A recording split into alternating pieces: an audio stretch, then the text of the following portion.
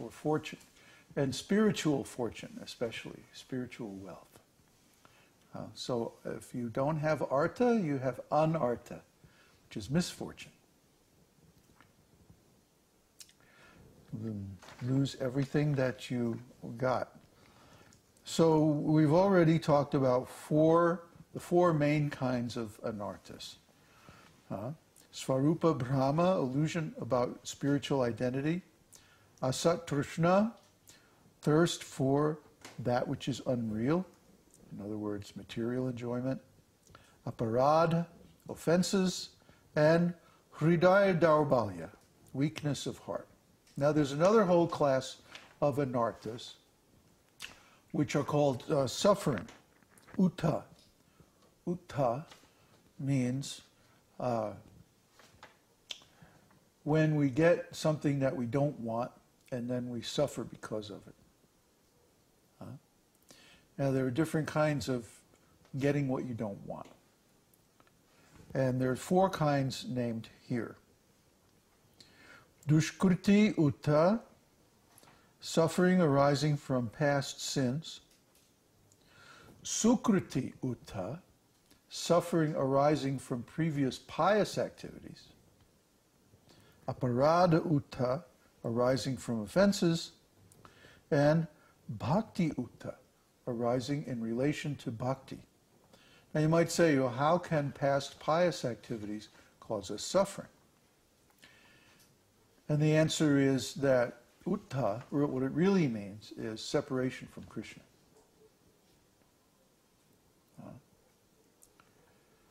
Just like Uddhava's name, Uddhava, means the association with the ultimate.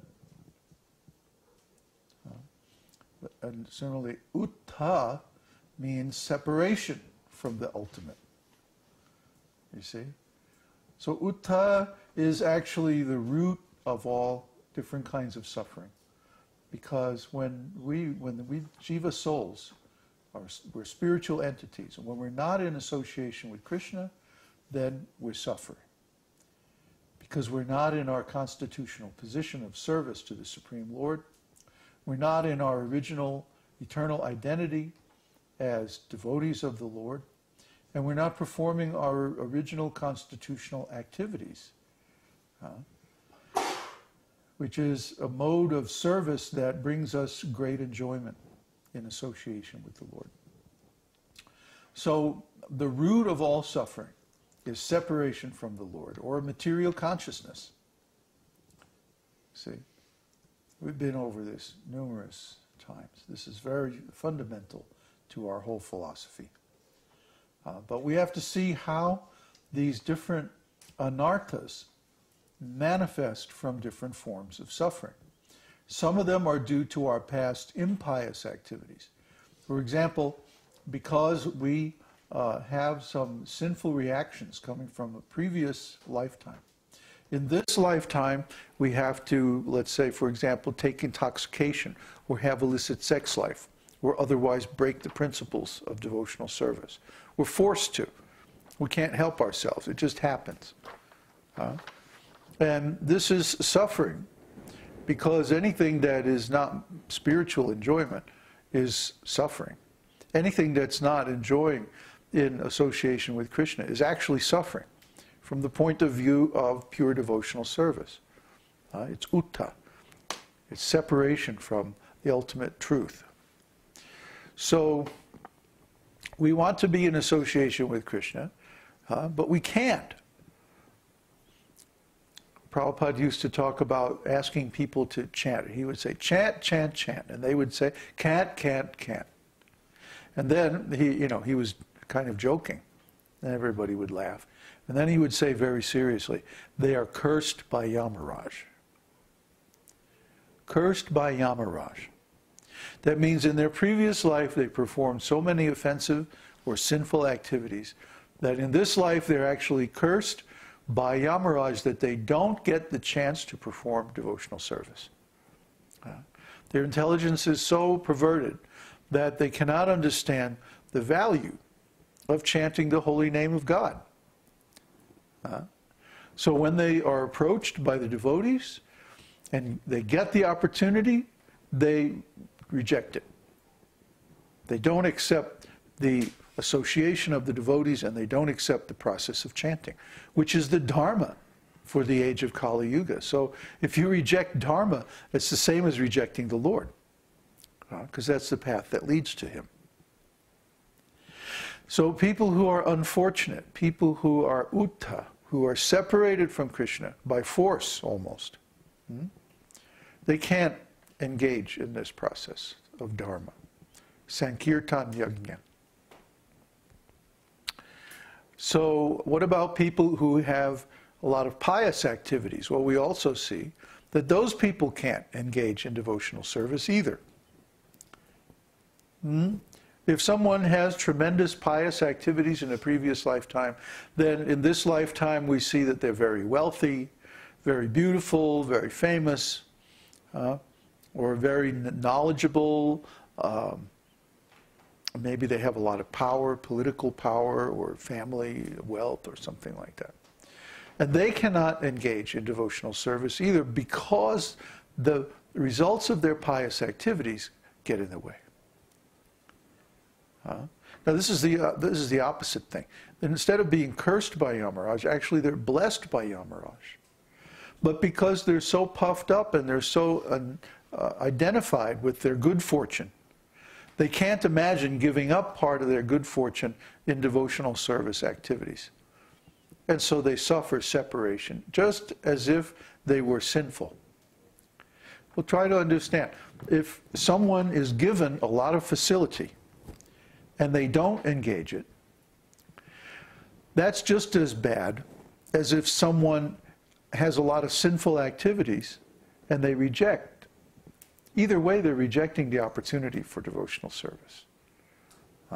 One because they're too sinful, and the other because they're too pious. Too much material piety means usually that they go to the heavenly planets and like that. But if someone is born on this earth with that kind of background, means they have so much sense gratification, they have so much material engagement, so much material activity. It's like they don't have time. One of the famous devotees of Srila Prabhupada was the Beatle, George Harrison. And George tried to engage other stars. Mia Farrow, Donovan. Even at one time he tried to preach to, what was that guy? Robert Zimmerman? You remember Robert Zimmerman? Bob Dylan. before he renamed himself, to sound more American. He was Bob Zimmerman. You don't know Bob. What's the matter with you? Anyway, he preached to, who was that famous comedian that did the Pink Panther? You know who I mean, the British guy? Yeah, Inspector Clouseau. Peter Sellers, right. Peter Sellers was some kind of a devotee. There's a scene in the Pink Panther, Return of the Pink Panther, where he's being chased through this hotel. And he has to climb outside the window, and he goes along the ledge, you know, and then he climbs into the next room's window. And there's a couple in the room.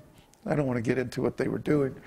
But there's a shot of Clouseau standing next to the fireplace. And the woman is, you know, in bed with the man, and she screams, "Oh my God!" And there's this really quick shot of Sellers standing by the fireplace, and there's that famous picture of Govinda hanging over the fireplace. And he just goes, "Mine too." And that's it. Very quick cut, and that's all. That's the only mention of Kṛṣṇa or reference to Kṛṣṇa in any of his films. You had to look really fast to see that. But so none of these stars came out publicly about their interest in Kṛṣṇa consciousness. Why not? Well, I guess they were afraid it would hurt their popularity. If they're identified with such a small kind of fringy movement like that. Only George actually stayed with it, and he recorded My Sweet Lord, which was a tremendous smash hit all over the world, and probably got more people to chant Hare Krishna than all the ISKCON temples put together. Yeah? So if a person like this, who has a lot of wealth, fame, talent, knowledge, or something like that, if they actually engage in devotional service, it's tremendous, tremendous good that they could do. But unfortunately, they usually don't. They're usually afraid to lose their opulence. Here they have more than they could ever use, more than they could ever spend in terms of money. Wow. But they're afraid. They don't want to lose it.